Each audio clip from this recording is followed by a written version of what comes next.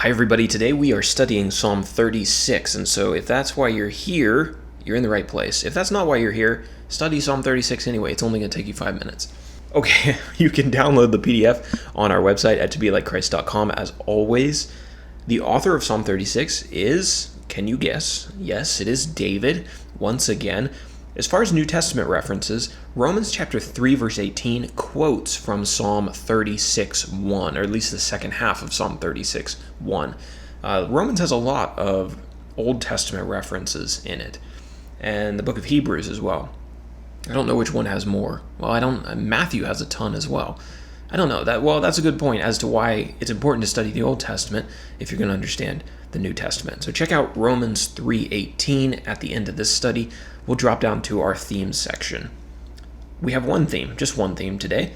The righteousness of God is going to be contrasted against the life of the wicked man. That's what this whole psalm is about, contrasting God with a man of wickedness and seeing the differences. Now, we also have one definition. You will see this phrase in verse 7, the shadow of his wings.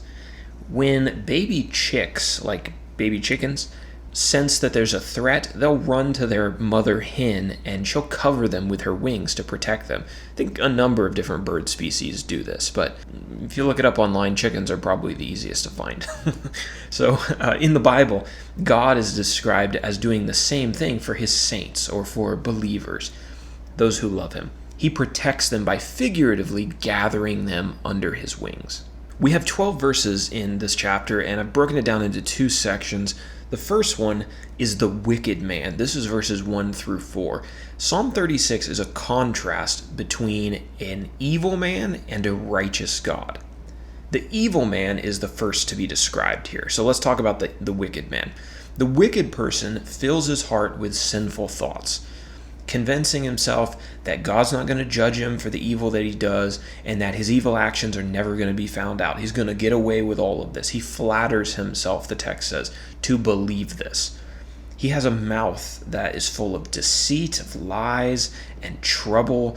He guards himself. This is an interesting way of saying this, but he guards himself against wisdom. Like, I don't want anything to do with wise counsel or with wisdom that comes from God or even other wise men. He guards himself against that, pushes it away, but he embraces all forms of evil. Even when he rests, when he gets tired of doing all of his wicked things, he goes and he lays down on his bed and he plots more evil on his bed while he's resting. That takes us to verses 5 through 12, where we now have contrasted with that man, the righteous God. And, you should pick which one you want to be in fellowship and communion with. Who do you want to be your friend? David describes God, says God's love is so great that it fills all of the earth and it extends up into the heavens. Unlike the wicked man, God doesn't oppress people. Rather, people run to God for refuge under the shadow of his wings, which we just talked about. David describes God's people as feasting in the house of the Lord and drinking from the river of his delight, which I find to be it's a very unique phrase. I'm not sure there's anything quite like that in the Bible. Maybe there is, but that's the first time I came across it. Drinking from the river of his delight. God is described as the giver of light and the giver of life. David asked the Lord to continue giving his love and righteousness to the people who loved him.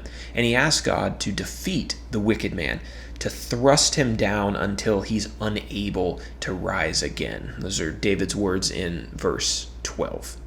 So that is Psalm 36. Now today's application, it does come from Psalm 36, but also from the other Psalms that we've read previous to this. One thing that stood out to me in reading the Psalms is the generosity of God and the abundance of the blessings that come from him. God is never described as being stingy. It says that his children, quote, feast on the abundance of his house and drink from the river of God's delight in verse 8. God is pictured as overflowing with love for anyone who will accept it. All are welcome. Anyone who's willing to follow his commands can just receive this incredible multiplicity of blessings. He is this gushing fountain of everything that's good. And for application, I just want us to appreciate and to think how incredible it is that we are invited by Him to share in this flood of His blessings.